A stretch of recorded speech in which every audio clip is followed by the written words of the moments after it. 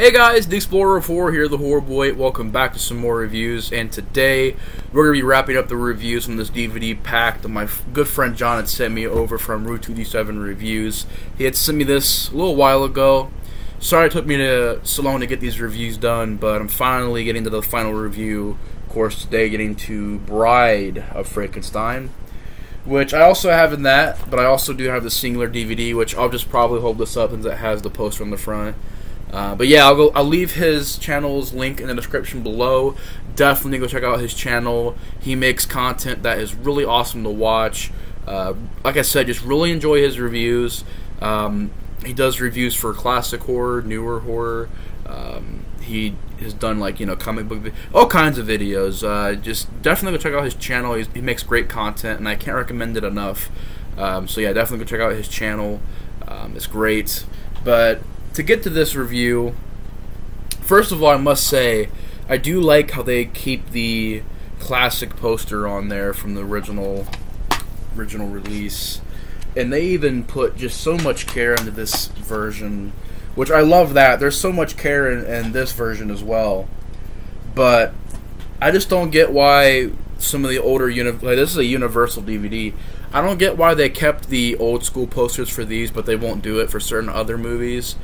I don't know. I've just seen so many older movies come out and they've remade the posters and they don't really look as good. But I do love how they keep that poster right there. And I must say, this is without a doubt probably one of the best not remakes. I almost said remakes. This is probably one of the best sequels out there. It really is. Really blew me away, and I was so excited to see this movie. It gets a 7.8 on IMDb. Came out in 1935. It was written by James Whale. Of course, James Whale had made The Invisible Man and the original Frankenstein. I know he was also one of the big people involved with the earlier Universal monster movies. He was a really big, him and Todd Browning and a lot of these guys really were into the I know Carl Lammel, I think he was the producer of these movies. I know he was a big fan of horror, so I know he loved making these movies. And this was such a special time for horror. It's been awesome going through and reviewing these movies because this was really the beginning of what we know as horror. I mean, there was horror movies way before this movie. Well, before the Universal monster movies, but still, this was a time where horror became very mainstream, and it became, it really did become the thing to do in Hollywood. Because like I said, from the 30s to the 60s, man, there was a lot of horror movies being made, whether it was monster movies, creature feature flicks, or stuff like Frankenstein and Dracula, the Hammer stuff. So I really got a lot of respect for what these movies did for the time and what kind of an impact they had. And I still gotta say, this is up there with the original Frankenstein. I would probably say it's a little bit more better than the original Frankenstein, but I would still put both these movies up there as being some of my favorite horror movies of all time. Like these, Invisible Man, Wolfman, Dracula, easily some of the best horror films I've seen. And this is just how you do a sequel, man. This is an example of the Empire Strikes Back in horror. It's just one of those movies that really managed to follow up the original movie and do a lot of new stuff, do a lot of cool stuff, and really continued the story, I thought, in a very successful way. That's the most important thing about this movie. Is it's hard to follow a big movie like that because it was a huge hit. Boris Karloff's career got started in the first Frankenstein, so it was really hard to follow that up. And they knocked the ball out of the park with this movie. This is a really fantastic film. Of course, the story is right after the original Frankenstein. You thought that the Frankenstein character died, but he ends up being alive, and I believe there's a different girl playing his wife in this movie. Colin Clive comes back in this movie. I believe it's Valerie Hobson is in this movie. Is it her? I can't remember. But I think she does play the love interest in this movie, Elizabeth. I don't think she was in Frankenstein, but maybe she was. Maybe she was. I really can't remember. But maybe she was. Maybe I just don't remember it. But it looked like they got somebody else to play the girlfriend. I don't know why IMDb is buffering right now. I was getting ready to say, I was really hoping that it would load. I don't think she was in the original Frankenstein. But I'm going to check really quick. Yeah, it doesn't say here that she was in Frankenstein. So I think it's a different actress. Which I thought she still did a great job. It's one of those examples of a recasting that I thought was handled very well. I thought she was a well done. I thought she did a well done job with acting. She's very beautiful. But yeah, basically they're getting married, and the Frankenstein's monster is still alive. It climbs out of the kind of charcoal. Not charcoal, but like, the burned remains of that mill from the first movie.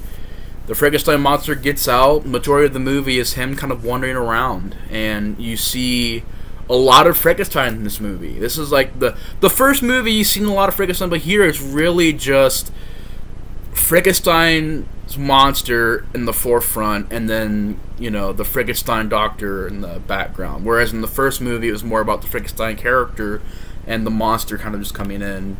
This is really just the monster's movie. This is Karloff's movie. This is where we really got to see more of Karloff's brilliance playing this character. First of all, I think you have some beautiful sets. There's a scene where the monster goes in this area. It's a beautiful looking scene. Very, very well lit. There's a waterfall. It's a forest area. It's beautiful. And the burned down mill set, where the mill has been burned down, the windmill, beautiful looking set. And you actually have a very surprising moment where the monster just kills some people.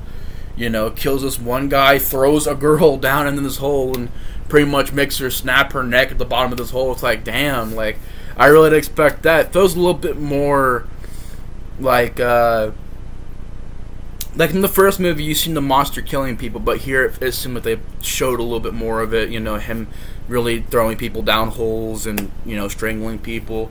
So they made the monster definitely a little bit more vicious in this movie, but they also made it more sympathetic. And what I thought was so cool about this movie was they also made the monster learn things, He actually speaks in this movie. In the first movie, the monster didn't talk at all. He just kind of grunted and growled and stuff. Here, he starts off just grunting and growling, and you have probably my favorite thing from this movie is where he finds this little house out in the woods, and there's a blind guy in there. He's playing this, I believe, like a violin or something like that. Like I don't know, like a fiddle, violin, or something like that. I'm kind of bad with like musical instruments, stuff like that. But he hears this music, and he's really, he likes the way this music sounds. It's very beautiful music. Goes in there and kind of becomes friends with this blind guy, and it's a really good about 15-20 minutes of just the blind guy teaching him, this is bread, this is good. And he kind of goes, bread, good, eats the bread. I just thought it was so such a cool scene. And then wine, good. And then there's a scene where he's like, fire, bad, fire, bad. So he's learning stuff. And I just thought that was such a cool scene, and the way it's done, the acting between the two actors. I want to try and find the actor's name, but I can't remember the character's name. What was his name? I believe it was H.P. Heggie as the hermit. Did a great job in the acting. He's just teaching him, that there's wine. He's a, I think it was a cigar or something like that. Here you're smoking is good. Teaching the monster different things. So it was such a cool scene. And the people raid the house, end up burning this house down, and the guy, I think, either he gets out and isn't friends with the Frankenstein monster anymore, or he burns. I can't remember.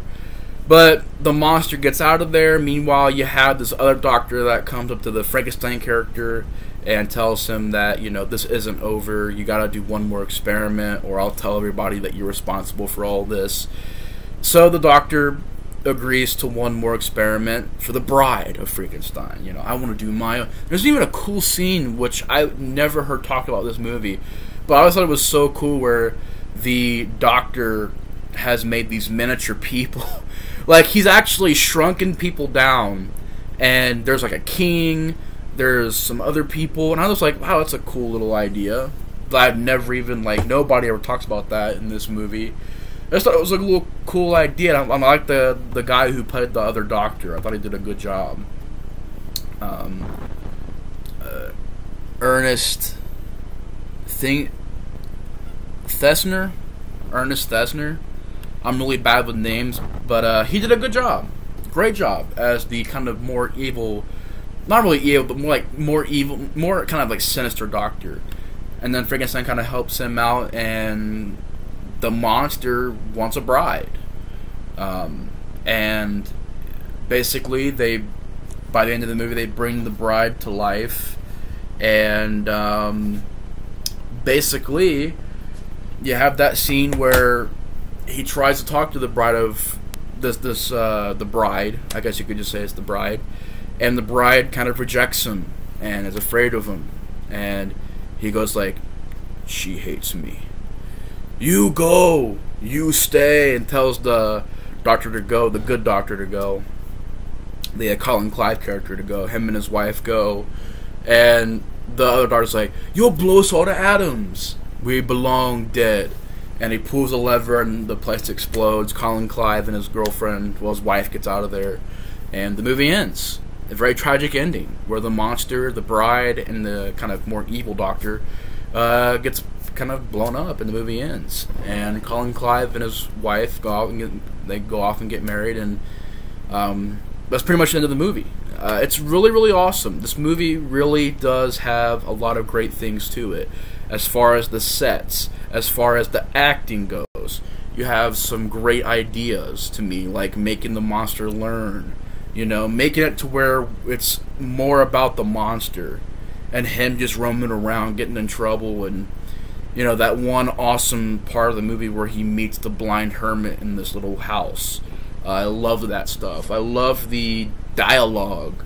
I love the music. I love the beginning of the movie where you have Mary Shelley and these two other guys, and they're telling her, you know, did Frankenstein's monster really die? And she's like, well, no, this is how the story continues. Cool idea. Like, I've never seen a movie do that before, where it's the author kind of not introing the movie, but like the author kind of kicking off the movie with the story. Like, I thought that was so cool. Like, I've never seen it before, but you actually have Mary Shelley there, you know. I don't think it's actually Mary Shelley, but it's, you know, it's her telling the story. Cool idea. Really, really cool. Kind of like in the first movie where you had the guy introduce the movie and say, it may shock you, it may even horrify you. Here it's Mary Shelley saying the story, you know, pretty much kicking off the story. Cool idea. Love the sets. Like I said, I love the look of the movie. I love the makeup of the monster. I know a lot of people prefer this makeup over the first movie. I will say this makeup is still awesome. I think it still looks cool. But something about the first movie's makeup, which I don't have it over here right now, but the way the makeup looked in the first movie with the more darker shades, and it just looked creepier to me. Looked creepier, looked more gothic. Here, I love the makeup still, but I would prefer the first movie's makeup, I'll be honest. But it's still great makeup on the monster. If I had any problems, it would probably be, I just wish that they would do, I wish that, it's called The Bride of Frankenstein, but to be honest, The Bride of Frankenstein doesn't come in for the last 15 minutes. That's being generous, 10-15 minutes, maybe the last 10 minutes is the Bride of Frankenstein, which I thought she was a great actress as well, playing the Bride of Frankenstein. Thought she looked cool, the design is iconic. You know, it's Elsa Lanchester who is a great actress. She looks cool as the monster. I love the design of it with the streak through the hair, and it's just so iconic. So yeah, I thought she did a great job acting. Her kind of movements being like really delayed, and you know, her eyes just kind of being surprised by everything, and she's kind of scared of everything. Just a great performance, cool look. So everything was nailed. It was just she wasn't really in the movie that much. So I kind of wish that it would have happened maybe in the halfway point of the movie instead of waiting until the very end to do the Monster's Bride. But I wish it would have kind of been more of the halfway point is when they bring the Bride of Frankenstein to life. But yeah, so I thought she did a great job. It was just there wasn't a whole lot of the Bride of Frankenstein in the movie. That's maybe my one problem with the movie, is that, you know, everything else is really awesome. The cast, the acting, the music, the look, the sets, and the set design, the production design, you know, the direction. I thought it was really well done. Just overall, man, is one of those examples of a sequel that really does either is as good as the original or even a little bit more better, that I feel. It's just so well done. Really enjoyed it. And if you haven't seen The Bride of Frankenstein yet, I definitely recommend seeing that movie because it's really, really well done. But anyways, guys, my review on The Bride of Frankenstein. Let me know what your guys' thoughts are on it in the comments below. I'm going to give it on the same rating, 7.5 or an 8. Actually, I'll go 8.5 because I do think it's a little bit more better than the first movie, but I still love the first movie a lot. So I'm going to say Bride of Frankenstein, excuse me.